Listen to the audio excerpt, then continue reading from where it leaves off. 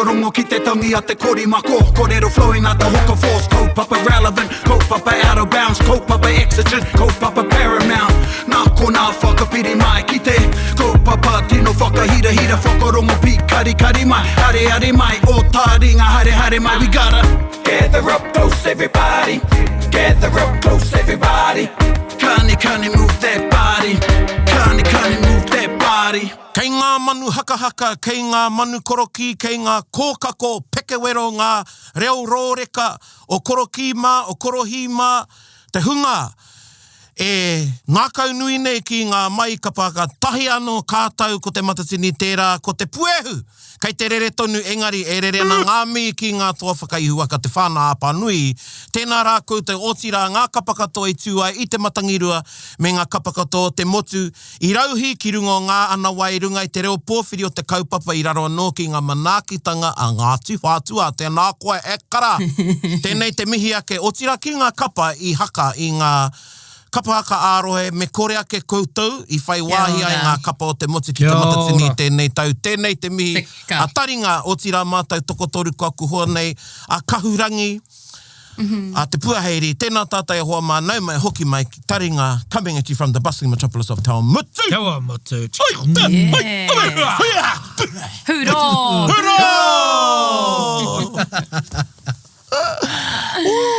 Me ngā mihi kia koutou te māngai pāho kōrua ko te reo irirangi te motu. Kia ora. Do it.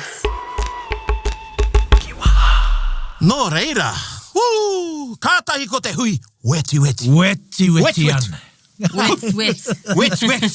Wet.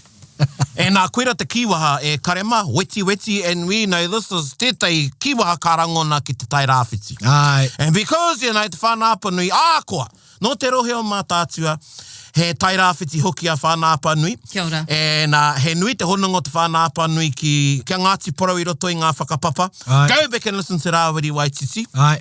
Whakarongo hoki ki a Dr. Waingata. Waingata, Ia e kōrero mo te aitanga hauiti. Kei reira anō he kōrero mō ngā whakapapa. Engari, koira tātātou kiwa weti. Weti. And I'm going to throw it over to you. Ngā pui kei a koe. Neke mai. Me ngā poka mahi o te wānei. Ai, mihi ana kia koutou. Weti. He te weti nei. Well, you know, weti te Matatini. No reira ki te kiau, i weti te tū a apanui. Yes. E tika ana tērā. Yep. Ai, Yep. Weti ana te tū a apanui. Koira i puta i tō rātau ihu. Yep. So the stand of the whānāpunui was, you know, right up there. Right up. Superb, fabulous, fantastic, all of those words. Bad. Wonderful. Yep. Weti, ko hoki a kahurangi ki tana kapa. Weti. Ai. Yeah. Ai. Tika. So koira tērā kiwaha, weti, and you know, like that tātāwa whakatauri, you can put it into a sentence, or it's also good as a standalone kiwaha. Ai. If you've got stuck for words ne, pehea te hui, weti. Yeah. Weti. Pehea te pohiri. You could use ana with it, ne? Like Ai. Yeah, weti ana. Weti ana. That's how I've ana. seen it. Yeah, kia ora. And I heard I tētai hui, tahi anō tētahi ka, was a hui Matatini, te puari, and tahi anō a te teira, ka karakia, and then ka tūa herewini ki te mihi kia, and he says, tēnā koe ngā whakarite ki te weti I runga. Kia ora. Ai. Yes. Oh, wow. Yeah. So I was like, okay, I'll write that in mind. Ai. You know, we're going to have an episode of the Herewini one day. Kōrero mō te reo, because a tāhua. Yeah. Hoi anō, koira te kiwaha e te whānau, weti. Weti. Ka pai. Beautiful. Nō reira, e te iwi. Hot topic. Hot topic e te Matatini.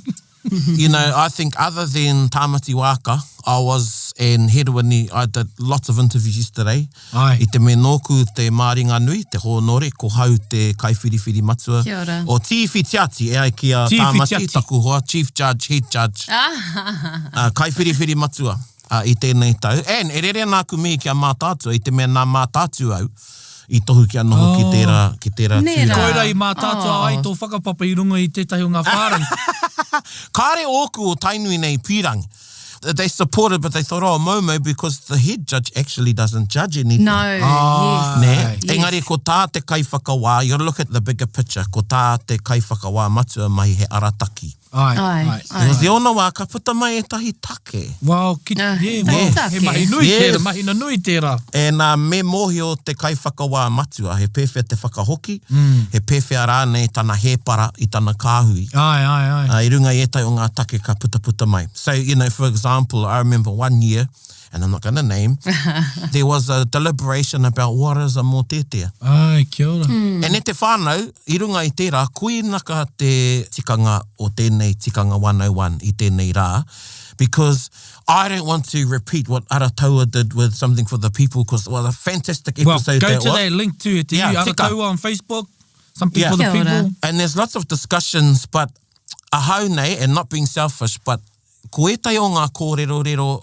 i te pai whakawā, and I've got to be careful, me etai atu kua tai ki te wā, ki te arotake, ki te wānanga rānei, i ngā tikanga. Kia ora. Ai, Ne. well, I puta i a koe tērā kōrero i te wā tuku taonga, and I was like, oh, yes, there he goes. Yes. Pai tērā. Yeah, because, and tuhini, you know, etai o ngā whakataitai, ka tohua usually te kai whakawā matua, mana etai kōrero, e whakaputa, and I was like, who wants to listen to me saying, oh, we like this, we didn't like that, do that. Stuff that. Stuff that, Yeah. And I was like, no, whakatakotohia tētai whakaro, and I had a whisper in Heru in his ear the day before to get his support. Ka pai koe.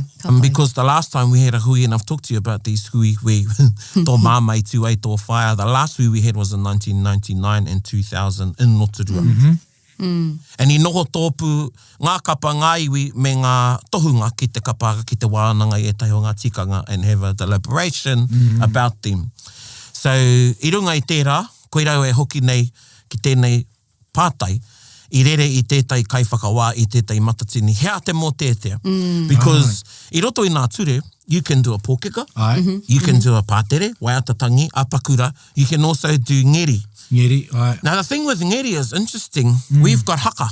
Ai. But the haka actually doesn't define it must be haka taparahi. Kia ora. Engari ko te haka ne. Tika. Yeah.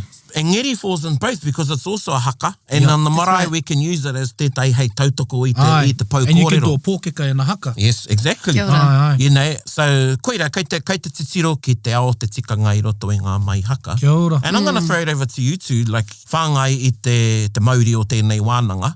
Hea e tahi o ngā tikanga i whakaakona kia kōrua. You know, when you know, i ari koe ki tīpene, Ai. and you had some haka greats that took you, Yeah. and i tipu koe roto i te ao haka tuahine. Mō tātou, hea e tahi o ngā tikanga, and really we're going to think, e hangai tonua nei rā tikanga? Wow, yes. And am I even aware that there was a tikanga that we learnt, I think. When I think I took in a ke a koe e rangiwiuhi, te kororo ke mō ngā wahanga o te tinana. Pai tēnei wānanga, pai te pātai. And kei au hoki etahi pātai ki te tuku ki a koe praone. It's just a pātai all around. But etahi, sometimes I think that we get perhaps confused about whether we are on a stage, ne? Engari ka ngana tātou ki te whakarite i tā tātou tū, ki tā tātou tū ki te marae. And often we talk about that, you know, on the marae, you don't see our kuia doing this, you don't see our kaumātua doing this, ahatu. And so for this year, we did a waiatatangi, so they talked heavily about to reduce your actions. I mean, that's a common thing, is to reduce the amount of actions ki te apea te tahi waiata āringa. Now, that's a common thing amongst a lot of kapas, that you try really hard to not waiata āringa eyes your mō teatea, depending on what it is. And then also, you know, it's just more about the wairua in which your mō teatea is about, ka pēhea tō kawe i tērā, and we had a big wānanga about how to do that. And I was really impressed with a lot of the new or types of compositions that were for mō teatea. And kei te hia o te mihi ki a koe praone, I would like to think that you were definitely a huge influence in terms of encouraging kapa and kaitito to write mō teatea mō te naia nei. Kaua, you know, hahu mai ngā waiata tawhito o mua, engari, I would definitely think that you were a huge influence on other kapa and other kaitito.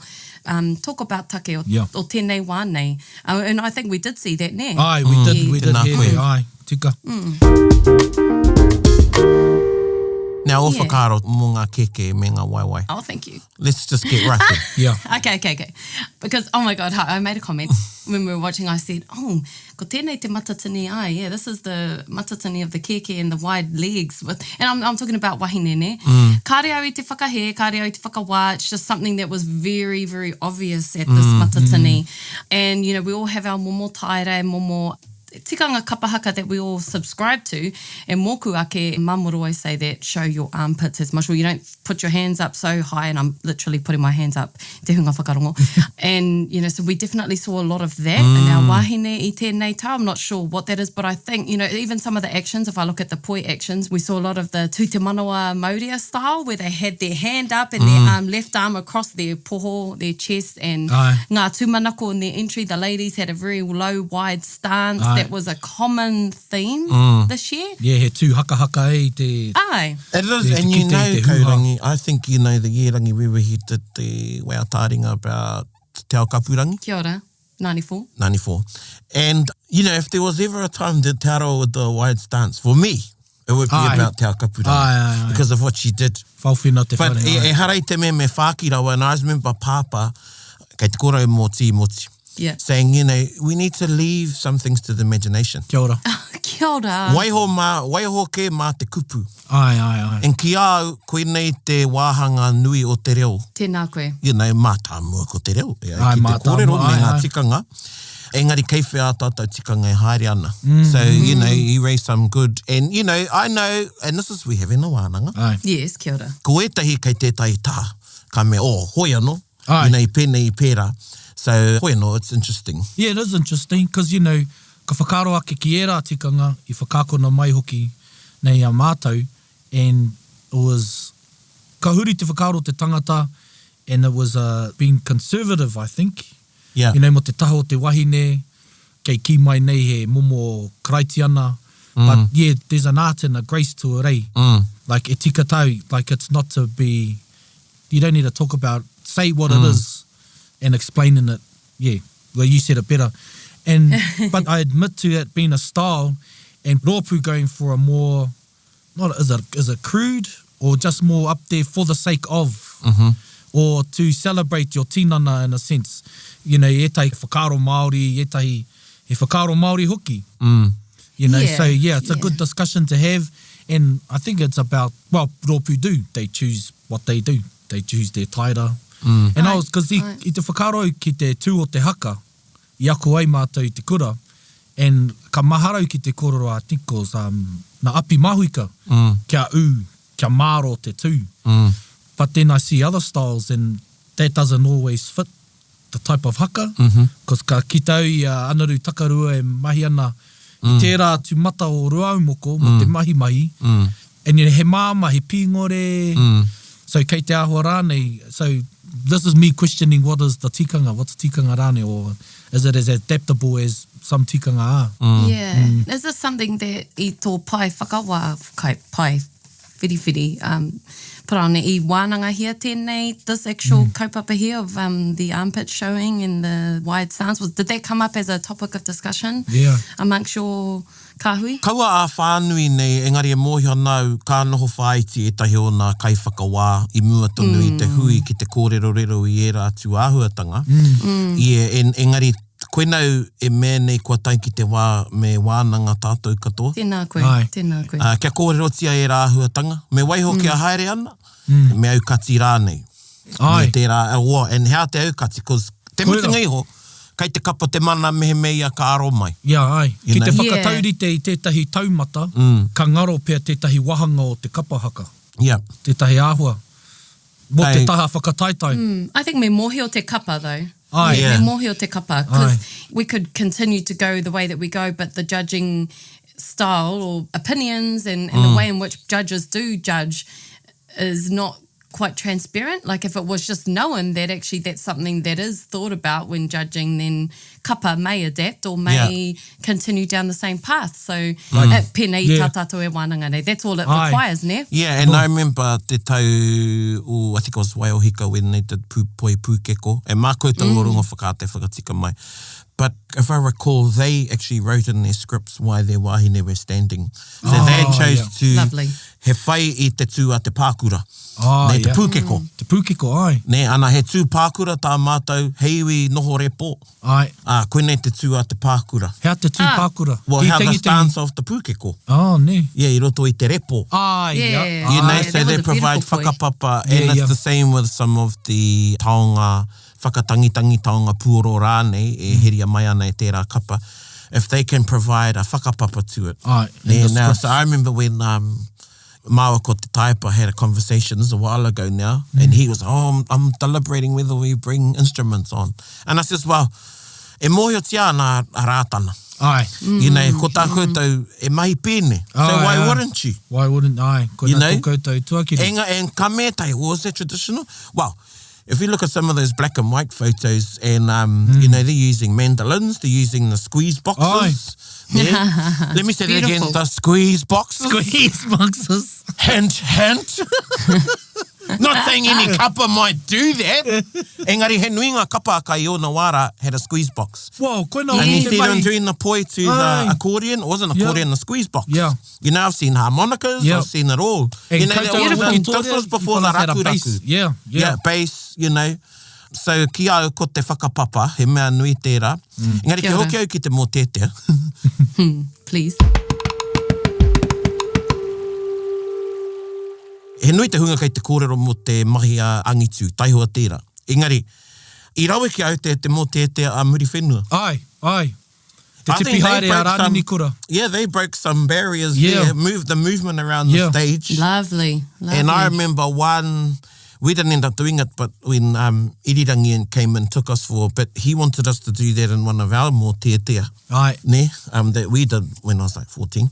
Not that long ago. Engari, when I saw that, I thought, krewa. Yeah. And I pai, ki au I wairua Māori. Ai. I wairua Māori. And koe nā tētahi wānanga, hea te wairua Māori. Ai, kia ora. And I don't think you can put your finger on it. No. It's something you feel. Ai. You know, and some groups have it through the whole bracket and exude it. Yep. Some have made the illusion, Kia ora. you know, that, and karaoke ko wai, Yeah, yeah, yeah. that they are wairua Māori. And engari, he mea nui hoki tērā ki au. Wherever we go with it, I think me hoki ki tō hea te mea rongo ana te ngākau. Ai. Koe, te ngākau Māori. Yeah. Lovely. So mihi ana kia koutou a muri whenua. I enjoyed that. I enjoyed Ka that pai, more pai tētea. tērā. Yeah. I was That's fully what engaged. I wanted to ask them out. Did they realise that or just wanted to do it to show that's a collective action? Yes. And e kōrero ke ana mo te tipi haere o tō rātou tupuna. Yeah. From going from site to site. But it's, so if you're looking back at it, it shows sort of the next stanza when they move. Yes. It's the continued hiding Yeah. of tēnei tupuna. And ka haere te tātaki ka whai te kapa i ai. Ai. Koia.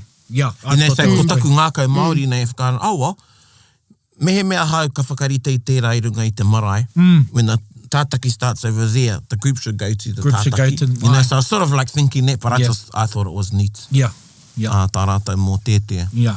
Tika. Hei, wow, I mua I ngā mō tētei. Hea ho whakaro mō ngā kai kōrero, mō ngā whai kōrero I puta. Aha whakare he wahanga mō te whai kōrero. That's become a really big thing I roto I ngātau ko koe tētahi. And we've seen more of that I tēnei Matatini. He He rawe. hea ki a He koe. weti. Weti. Yeah, Oh, weti. Nah. He Māori, ka mutu e kite ana koe a tētahi mea.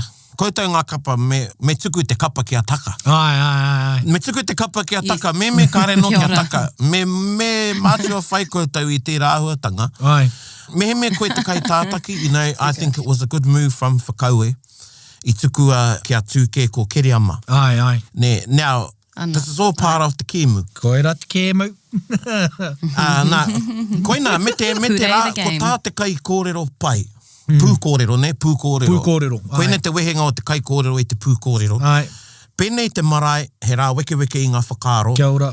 O te minenga. Ai. Kia riro Tēnā koe. o rātou ngākau I aia. Ai. So, you know, you've got everybody's hearts in your hands. Ai.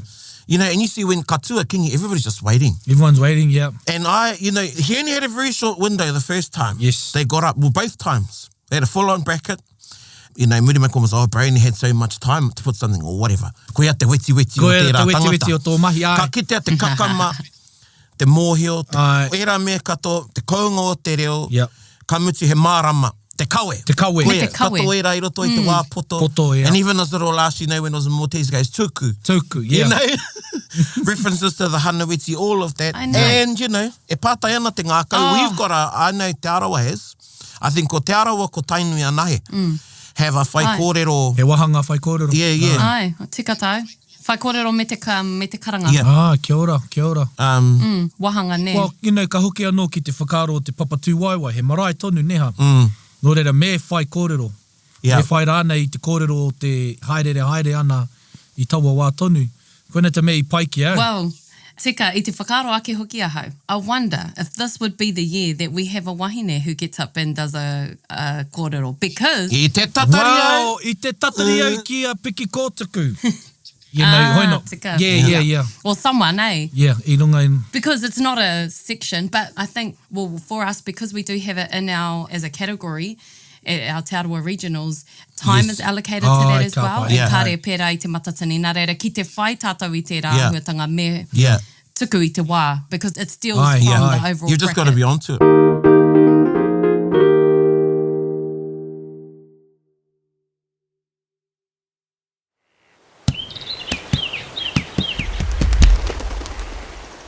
Ka whakai koutou ki te whakatū ai te wahine hei kai kōrero i roto i te mahi i runga i te papatū waiwai. Ka tū ia ihia. Hei ahia rānei tū ai. Well, I hau nei ko oku whakaaro ene. I wouldn't call it a whai kōrero trophy. Ai, okay. You Yeah, I would call it, Tika, I would call it tika. something like Yes, the I'd agree with whitiki o that. te ki. Kia ora. So it's an acknowledgement of the Oh, nice. prowess The of the oratory. group to present oratory within their bracket. Kia ora. Then there's some space there, you know, for the creativity, because sometimes it's not the one person. Yes, yeah. So I'd call it, that's what I'd call it, the whitiki ai. o te ki. Ne? Maybe that's what we should. Kia kaua e noho And e pērā- tapu ki e te pērā Ka tahi. nā- tūpato, he's Tika. laying things down with he's dropping gems. I mahara nei au I whakataita rohe. Tāmaki. Tamaki, ai. And Taiaha judged. Ai, and i tū ai te rōpu no Ngāti Porou. Yeah. Yeah. Oh, that's right. Yes, Porou ariki. Karau ko wareware au ko ai te wahine. Ai, mahara i ki But tānau i tāna mata. I tū ia and I whakahengia ia. i whakahengia e Taiaha. Ai. So I think, you know, if we call it te whitiki o te ki, Yeah, ko makare e rā herenga o te whai Kāre te kōrero. noho, Kei yeah. tā te tirohanga o e rā iwi. yeah, Ai, kei ai. ngā, kei mehe mea ka uru mai. Ai. Yeah. Inga kei reira he ara.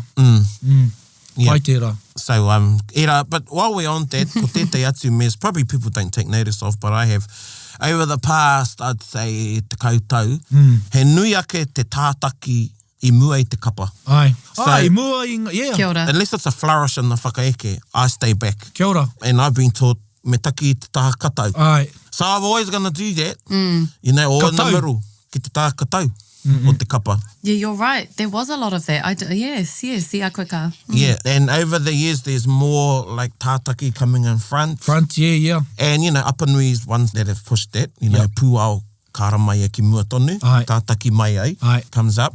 Traditionally, Apanui, and I'm talking about traditionally, tāui ki te ai, and this is, see, Apanui do actually evolve e te whānau. Oh, Apanui, they're always, no, they're not. No, they're not. They're actually not. the ones that push things They used to prior. lead from the back. Ai. It used to be in the second row, and you'll see a lot Tika. of teams in ngā wāmua, I'm not talking about 80s, 70s, 80s, kai tātaki wahine actually stood in the back, not Ai. in the front. Ne? So, koina e tai o ngā panunitanga, Ai. I roto i te, and I was told, ka tū te tātaki I te taha katau, going back to the whole taha katau thing, Yeah. te me. So for those who need to understand how ka tū ai ki te taha katau ko te maui. Well, it goes back to heaha ko te ringa kata inohoi ko te katau, te taha kaha ki te Māori, e hoki ana ki a Māui, Kia rupa, te te wā wharanga. I parea te taha maui. Ai. And for me, my left ear is better than my right ear. Practical reason i te whānau. Ai. Ka mua e tangata turi tēnei reira. Yeah, ai, tika.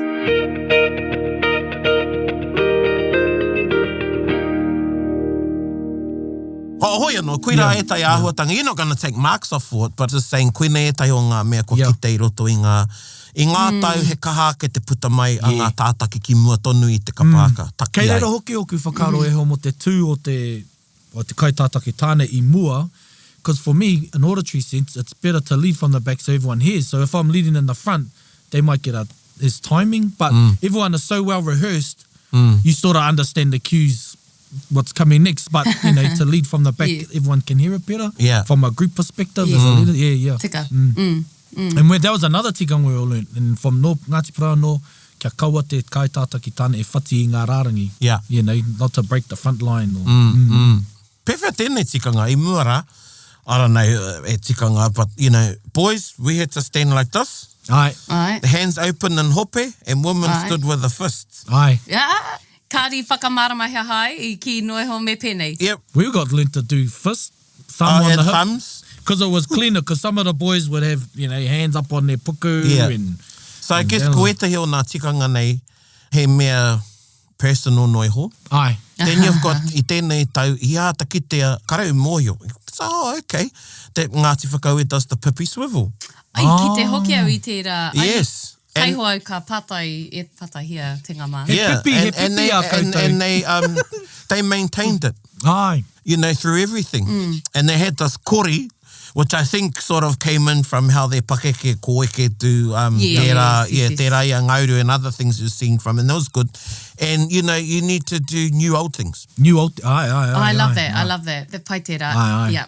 What did you think of the flags? Ngā haki o ngā marae me ngā koromatu o Ngāti Whakau. Oh, I pai ki au. Yeah, he weti. I think it gave them a good background too, Yeah. aesthetically. Oh, like, yes. Because of the he pū te whero. Yeah. Stage presence Stage looked presence. really, Yeah, really yeah, yeah. beautiful. Hey, yes. I think to anything, you know, that ka whakaihihi te kapa, Pono. yeah, it gives you a bit of edge. Yeah. Ai. Koira e tai tu āhuatanga.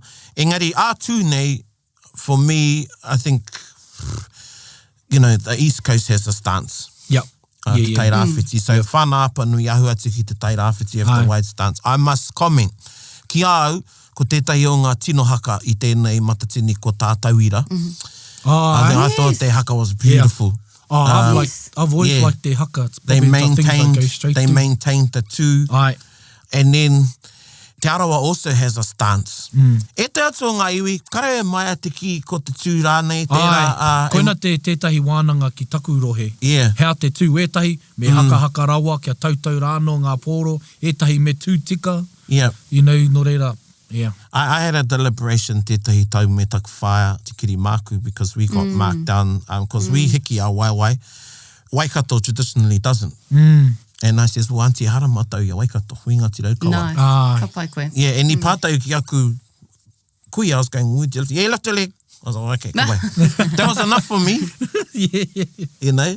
So, kui rā no e tahi āhuatanga, and he wānanga tēnei, kaua mā te Matatini anake engari mā ngā kaiwhakawā katoa te motu, ka puta ana koe, ka noho rānei o tikanga a iwi hei tu āpapa mai. Tēnā koe. Ai, Tēnā koe. yeah. Ai, ai. Because we need to be careful, and I'm careful with that when I'm judging, is he tikanga whānui kei reira, and then there's other ones, which Aye. do you leave those at home when you're judging because there could be some bias? Kia ora. Yeah, that's really hard too. I know that's an unspoken thing. Like I'm sure it's talked about at your level, but me ua ua ka waiho pea koe i etahi, you know, because you just naturally Yeah. think about those things when you are observing or watching or taking in kapahaka. It's like, oh.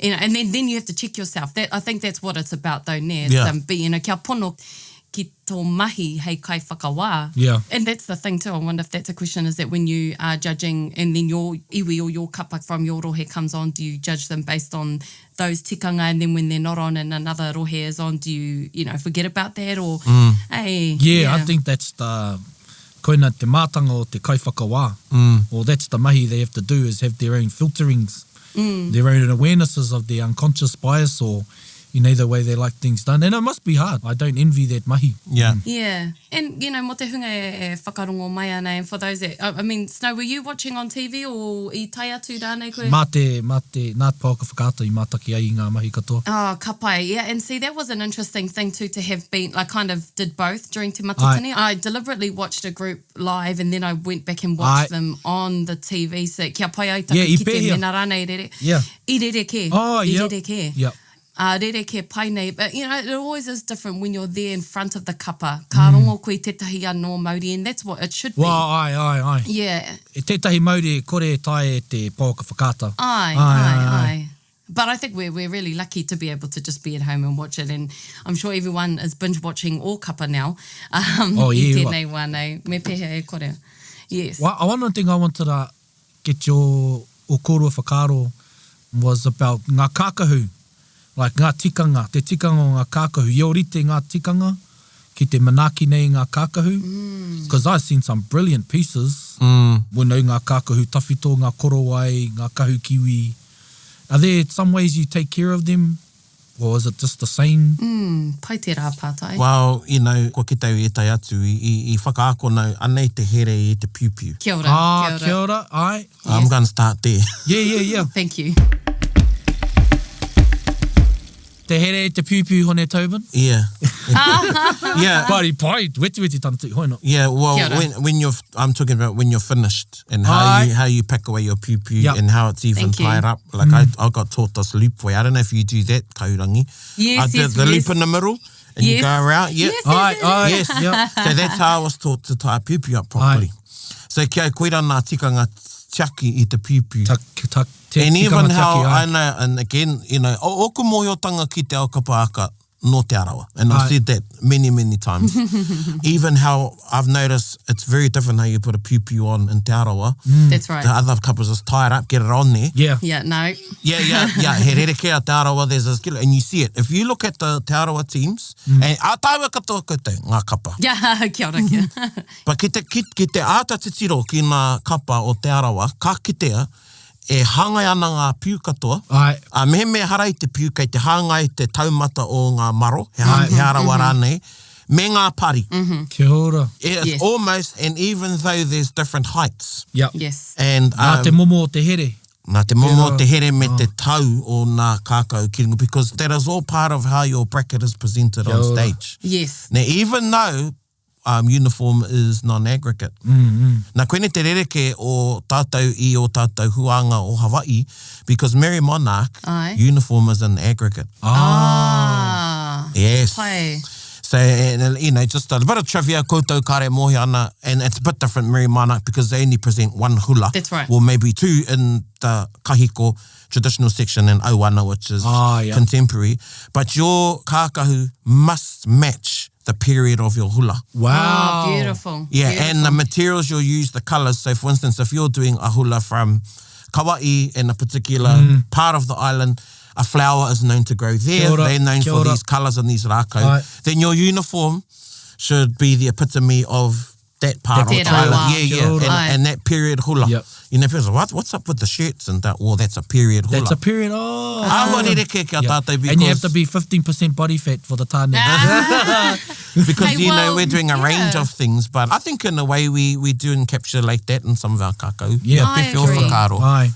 Ai, kua tai rānei ki te wā, me uru mai te kākahu ki te wahanga aggregate. Yeah, I think you're right with the piu-piu style of putting things on. It's not until I'm with some of my other friends from Motherrohe and we're belting up, I guess. Yeah. I asked them, because the way that we put on our piu-piu is we part from the side and I lift it up and I get someone to hold it and then I tie underneath and I did that. I did that with one of my friends and she was like, what are you doing? I said, I'm putting my piu-piu on. And, you know, it was just another style of doing things. And then I've also noticed with wahine anyway, the pari, because we shape ours quite differently. A lot darts. of darts. We have darts. Yes. And the men's tatua have the things in them so they don't fold over. Oh, the the mount, yeah. Yeah, well, because all of that, I notice a lot of groups go right across their body, but we shape it down. It's like a corset sort of style. Oh, kia ora. And then you can tell the kapa who are knitted their bodices or ones that are machine. You can really tell, even from far and from up close. Wow. But it was interesting. I think a lot of us were taken aback, in a nice way, when Tūhourangi came on with the different colour of their kākahu. And, you know, e mohi ona tātou he whakamānawa I Dan tō hoa. And here ana, and that was just beautiful. Like, and if any group was going to do it, it was going to be Tūhourangi because they've got the resource to be able to do that. Gosh, it was beautiful. Kākahu. And I kōrero koe mō ngā taonga noho ki Snow. There were heaps of beautiful taonga out there. Taonga, man, Everyone's showing their bling. Yeah, everyone, the bling. Koera te wā kia mau era. Whakahihi Māori nei. Yeah, and you know, ki tau I ngā pōhia Ngāti Whakaue, I think the week before, tangohia mai etahi o ngā taonga somewhere from whānau, and I'm hazarding a guess that some of them are looked after by the museum. Ai. You know, and koe rā te wānei pērā no e te atu kapa. Ai. Ko ngā huanga o ngā pua te kōwhara. Again, you know, Ngāti Maniapoto have, yes. you know, Maniapoto o kākahurau. Kākahurau, ai. And that's your opportunity, you know, tātou ngā kapa. Heaps of kākahu from Tigurus mai, Tigurus te kanoa ma, all those collections. Those were Kino haku kākahurau. Ai, kia ora, kia ora. Yeah. Well, when else are we going to wear them? At our tangihanga? Exactly. You know, koira that was just, it was like Māori, everything about last week was just beautiful. Yeah. Hey, you fellas are going viral on TikTok, Paraone. Even offstage kākahu. All the mafioso, taia mafioso Māori nei. Oh, yes. You know, so even our offstage kākahu was something that was on display last week. Yeah. At the pōwhiri, Yeah. ki hea ke rānei. Yeah. And, you know, a lot of kapa take a lot of pride and effort into their offstage kākahu, their kit, for lack of a better term. You know, you have your pōhiri. Especially nā wai ngā mea whakaue ma. Now, this is the last time I talk about you whakaue. Oh, hey. Those ngā hāte o ngā tāne. Oh, yes. Oh, the one that Scotty... The one that Scotty got, yeah. I hear that Corey, and see, that's another thing, he's a ringatoi himself, and so I think he designed them and got those made up. But I saw like them some because other they're sort of beautiful old kākahu. school. Yeah, but they look Oh my nice. God, they remind me of those motif ones. I was like, okay. Like those ones the concert parties used to wear when they went overseas. I know. But you know, what did you say? That's cool. What did you say, bringing back new, or, you know, making new old ones? Yeah. Yeah. That's right. Yeah. Yeah, engari he wāhanga nui tō, you know, you've got 25 minutes, maybe 50. Yep. So ki au, go handi. Go handy. And you know, and this is, and e hoki ana ki te tikanga. Kia ora. Koe nei, te mutingi iho kei te kapa te tikanga. Ai. And it's up to them really if the boundaries they want to test.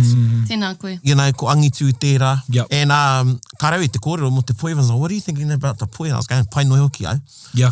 Kari riro, ko te mea I whakamātautau I oku whakaro ko tā rātau haka. Ai. Ana. You know, kawa ko te poi. Everyone's ai. talking about the poi. I was, ko ki te tērā tauira done the poi ages ago. Yeah. Apanui, you know, they factored them in and we've been said, even though we haven't seen two males do the whole poi. Ai. You know, but they didn't two males remove probably the right and focus. choreographed the whole poi too. Yeah, but they didn't take it away from the wahine. Yes, koia.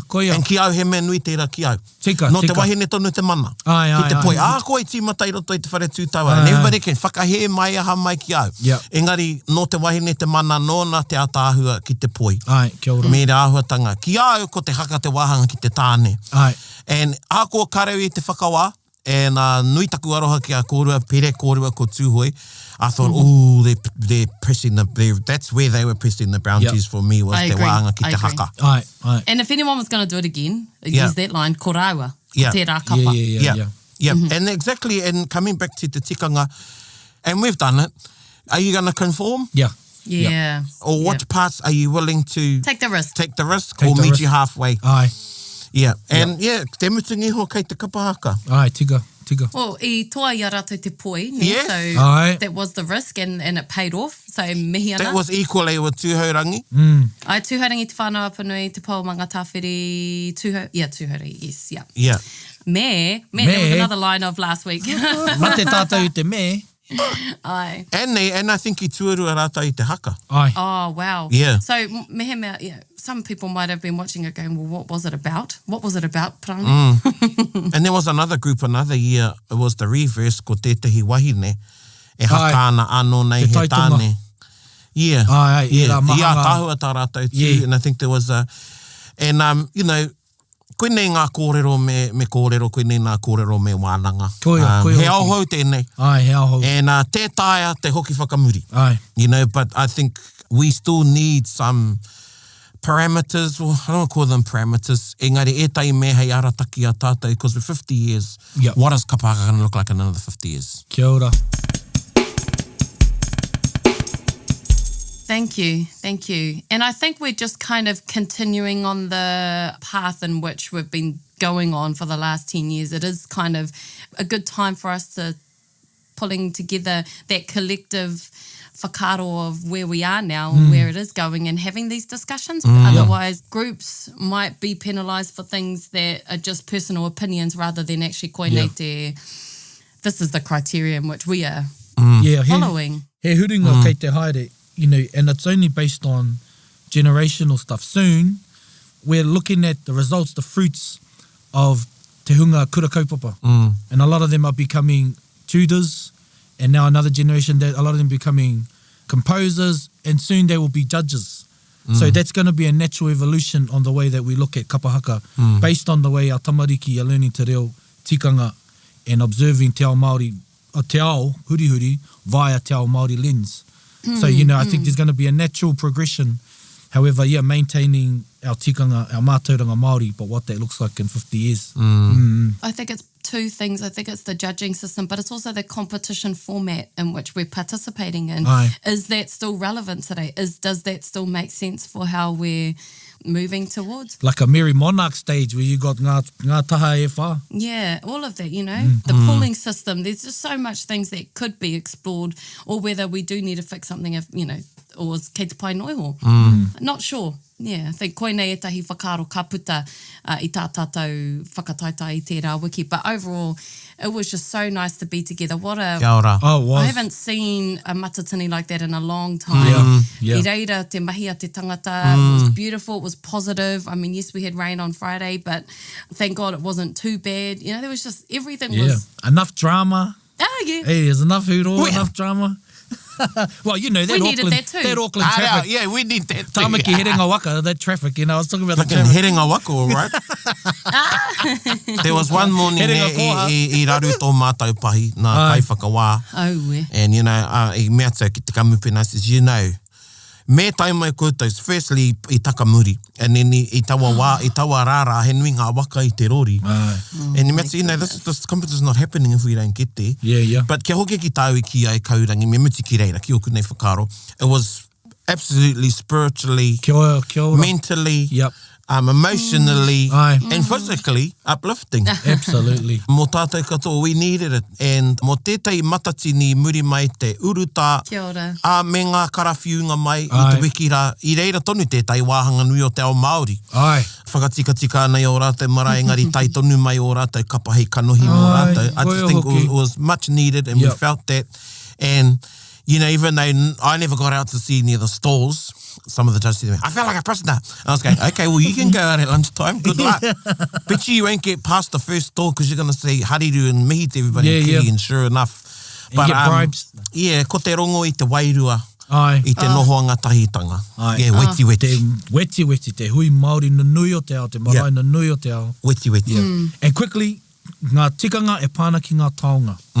Because I seen them getting handled, brought up, and then just put on the floor next to the seats of the winners. Yeah. He whakaro, mo tērā kawenga. I thought about that. Because I thought they were better off going back to the table where they were placed and then collected afterwards. Thank you for that, Te Puairi. But engari e tika tau. Yeah, I think, you know, when the group gets them, particularly if you get a few, and you know, you might want to hold on to it, and then you're like, well, where do I put my taonga? So that's probably something that needs to be considered for prize giving. Yes, they get the taonga, and then it goes back, and then they go and collect it. Then they're But not also, all over the place. For all of those me, Yeah, like, how does kariroki that awa, work? yeah. Yeah, and then it's that awkward. Yeah. I've seen some just like grab it, take the photo and leave it, even though they were te ropu tuarua o te tuatoru o taua. Or koe tai tikanga e koro nei tātou nai talking about tikanga of process as opposed to tikanga kapahaka. Aye. Engari, Yeah, kei te kia ora. rongo. Kei te rongo. Kei reira. Aye. And, you know, ko tētai tikanga hou, see, that's the thing. You know, we have lots of hui.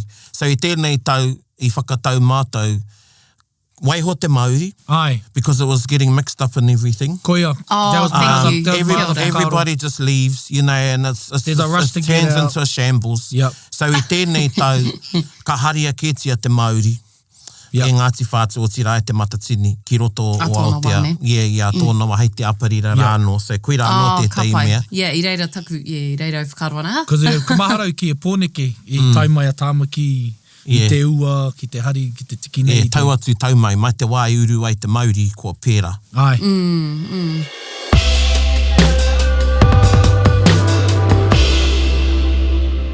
Ka pai, ko te waiata, hei whakakapi i tēnei kōrero, ko nui te aroha by Ora, Origin Roots Aotearoa, and they released it last week during Te Wiki o Te Matatini, which is pretty cool. Cool, that's cool. Eugene performed with Ngāti Whakauē, and hey, just a little inside, they filmed their video clip in our Aratawa studio. Kia ora! Ngā Yes. puru o Whitiki taua. Whitiki taua. Alright, so nui te aroha nā Origin Roots Aotearoa.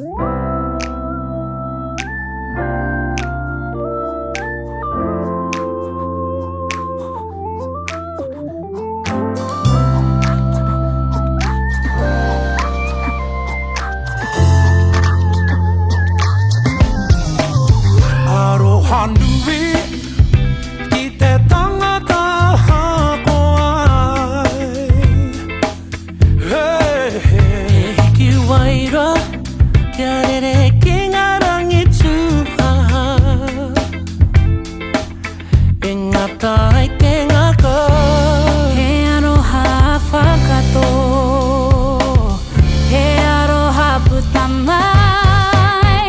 I te ao, i te pō, kia kota i rā tātou. I te ao, i te pō, kia kota i rā tātou. I te ao, i te pō, nui te aroha. Kia rangona, e te mate mate aone. Kia tiro ki uta, e rapu ana i te aroha. Aroha. He aroha whakato. He aroha puta mai. I te ao, i te pō, kia kota i rā tātou. I te ao, i te pō, kia kota i rā tātou. I te ao, i te pō, nui te aroha. Ko te ngaro te tangata, koe ki te whenua, engari rā, kei ara te aroha. E ki te ana i ngā pakanga nui o te ao, he aharanga hua ki te makamaka tā. Ko ngā kupu e piu ana i e mātou, he nui te aroha, he aroha mo tātou. Tukana mai o katou aroha ki mua, kia whāngaia, he aroha nui ki te tangata. He aroha whakato. He aroha puta mai. Puta mai. I te ao, I te ao. i te pō, I te pō. kia kota i rā tātou. I te ao, I te ao. i te pō, kia kota i rā tātou. Kota i ai tātou. I te ao, i te pō, nui te aroha.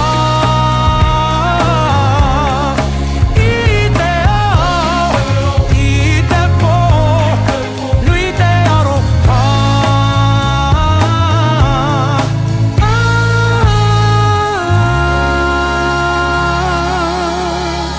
Ka te rōreka hoki, weti weti.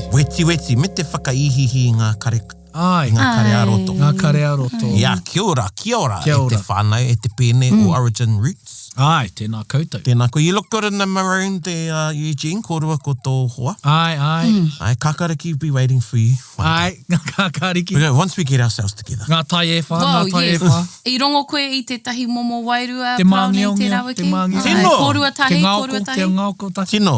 Ai. Wa me pono Okay. ai, kua roa Ai. e whakaro ana, kia tātia no te kapa. Engari, no tēnei wiki, no te wiki o te Matatini, ka tino rango nā tērā e taku hoa. Ai. Oh. Ana tere tonu E mea tana nui ki mai tērā. ki au, Ia. ai kei, ko arite. Ai. Ngā he mea nui tērā. Ko arite ki Koe nā ai. hoki tāku. Ai, kia rite mai. Ai. Kia rite And mai. in me pono au i ngā breaks i te tito waiata au. Ai. Te tito, Yes, you beautiful. know, well, and banking some whakaro. Banki, ai, koia. Koia, Stacking, ai, koia. Hoi no e te iwi e mihi ake ana ki a kouta katoa o koutou taringa. Horahia nui tia, tonu tia.